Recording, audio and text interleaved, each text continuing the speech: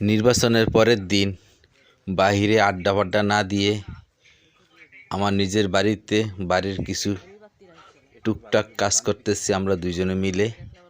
ছোট্ট একটি জাহা দিতে আছি, কারণ বরবটি সিম গাছ লাগাইছিলাম, গাছগুলা বড় হইতে আছে, তাই সুন্দর করে আমরা দুইজনে একটু বাঁশের গোড়া কাইটটা এগুলা দিয়ে সুন্দর করে ছোট্ট একটি জাহা বানাইতে আছি। আসলে আড্ডা দিয়ে লাভ কি, সংসারের টুকটাক কাজ করি, মোটামুটিভাবে সময়ও কেটে যায় আর টাইম পাস হয়ে যায়।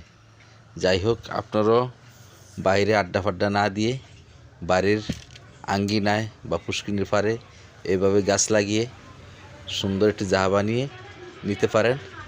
সময় কেটে যাবে, মনটাও ভালো লাগে এবং সুন্দরভাবে দেখেন জাহাটাকে বানাইতে আসি।